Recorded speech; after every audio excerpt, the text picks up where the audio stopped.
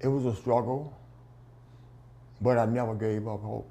John Nichols is a military vet who spent 10 years of his life on the hot streets of Houston. In my situation, I'm a widow and I had lost my wife.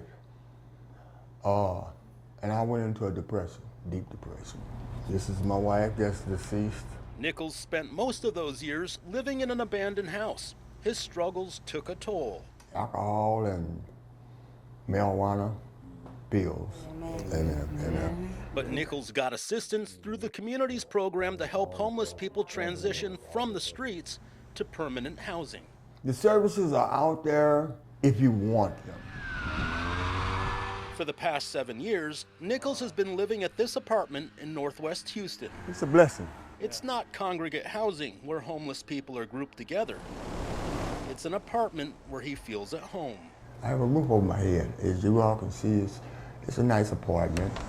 Go see your critter. Tammy Dempsey also found permanent housing through Houston's coalition.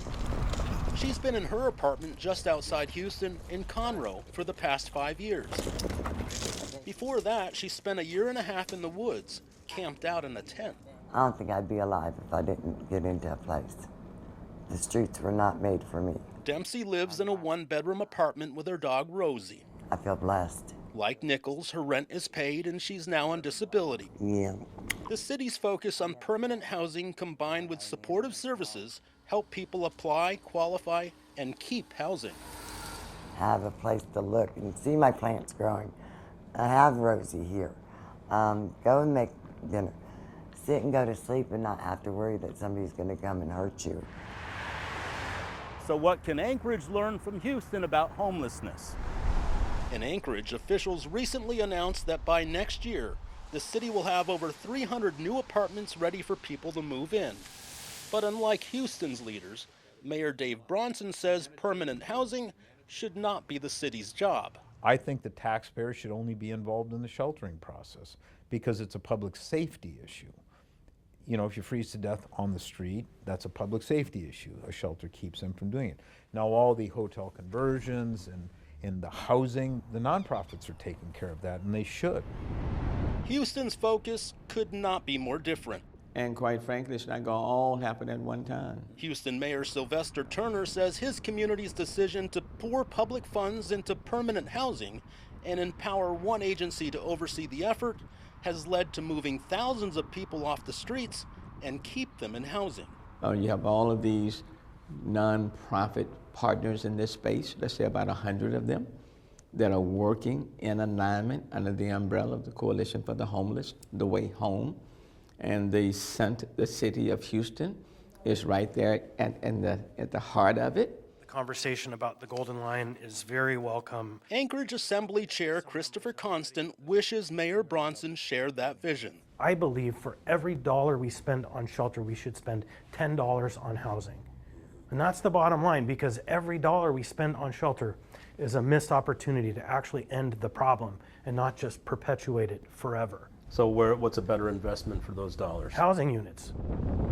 The mayor says finishing the navigation center would reduce the growing number of people dying on the streets of Anchorage. Because the shelter would avert all this. That's the reality. I know it's political, but so be it.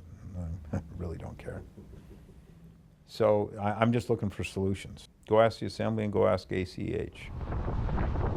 What's it like to be on the streets in Anchorage? Cold. And everybody's out to get you, basically.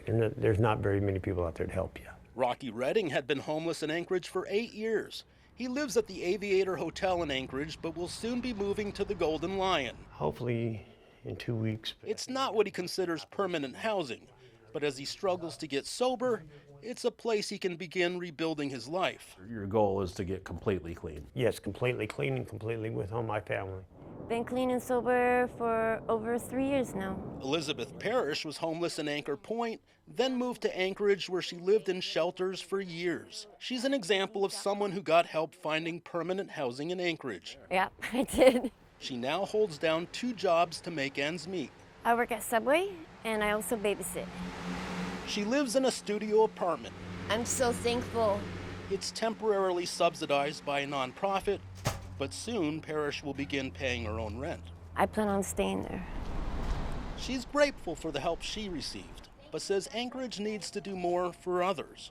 Not enough consistency in the system that we live in that allows permanent housing situation, not just temporary, but permanent. But city leaders in Anchorage are still disagreeing over the fundamental question of what kind of housing to provide. I don't think we should be building homes for people. I think the nonprofits should be doing that. That is manufacturing a fantasy.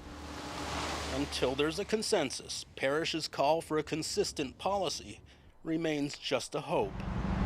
Meanwhile, in Houston, Mayor Turner offers a stern warning. They have to align and not be competitive, because it takes all of us who are working in this space in order to be successful in housing a person or a family